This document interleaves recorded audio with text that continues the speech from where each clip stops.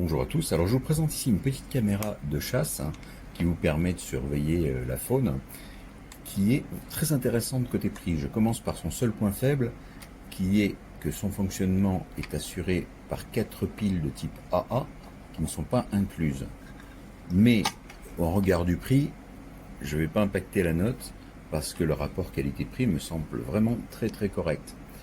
D'abord à cause de la qualité des images et de la vidéo, ça reste, c'est pas transcendant, mais c'est vraiment très correct. Le capteur est un 12 millions de pixels. Le capteur photo est ici. Ici, vous avez l'éclairage infrarouge et ici le détecteur de mouvement. La portée du détecteur de mouvement est bonne, plus de 20 mètres sans problème. Vous avez au niveau des ports en dessous de la caméra, vous avez la possibilité d'utiliser, vous voyez, une alimentation 6 volts en 1,5 ampères, qui n'est pas fournie elle non plus. Donc pour le moment, j'ai mis 4 piles normales. Alors ce que je conseillerais plutôt, ce que je vais me pencher dessus, c'est d'installer ici un panneau solaire, puisque des panneaux solaires en 6 volts, c'est assez courant. Si l'endroit où vous placez la caméra peut être ensoleillé, ou en tout cas avec un point ensoleillé à proximité, un panneau solaire pour alimenter cette caméra me semble une solution judicieuse. Alors pour sa fixation, c'est vraiment très simple. Vous avez une très longue sangle qui vous permet de la fixer autour d'un arbre, ce qui est le plus courant, mais grâce à la vis en dessous standard, vous pouvez également la fixer sur un trépied ou autre fixation du même type. Ça, c'est plutôt bien vu. Au niveau de l'enregistrement, vous avez quand même une carte micro SD de 32 Go qui est fournie. Ça, c'est très appréciable. Elle est ici. Hop, voilà.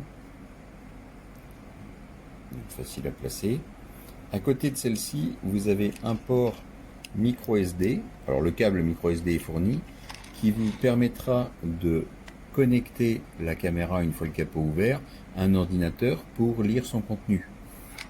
Alors bien sûr, vous pouvez aussi extraire la carte micro SD et l'insérer dans un lecteur add-on pour lire les fichiers. Ici, vous avez le bouton de mise en route, position test et position activée, caméra active. Alors, vous voyez, vous avez un joint d'étanchéité tout autour. Donc, il est important de bien clipser les deux clips pour assurer l'étanchéité du capot et de vous assurer également que le port ici est bien recouvert de son petit couvercle en silicone. Au niveau du fonctionnement, on peut vraiment tout régler. Alors, un bon point pour les menus que je trouve vraiment très bien fait. Ils sont très parlants. D'abord, on a le choix du français. Donc ça, c'est quand même un point important. Alors, si je ne la mets pas en route, ça ne va pas aider. Mais vous pouvez tout régler. Vous avez le choix de la prise de vue. Alors, soit des photos, soit des vidéos. En mode photo, vous pouvez choisir un enregistrement de 1 à 3 photos. L'écran vous permettra de voir, de visualiser les enregistrements. Vous avez également le choix de la résolution. Vous pouvez monter jusqu'à donc des fichiers d'enregistrement de photos de 12 millions de pixels. Vous avez le choix de la taille de la vidéo. Alors pour la taille de la vidéo, ça peut aller jusqu'au 1080p, 1920 par 1080 points. Elle est vraiment très complète. Vous pouvez paramétrer la longueur de l'enregistrement en temps ou le temps d'attente entre deux prises de vue. Elle est vraiment très bien. Pour le prix, moi je la conseille.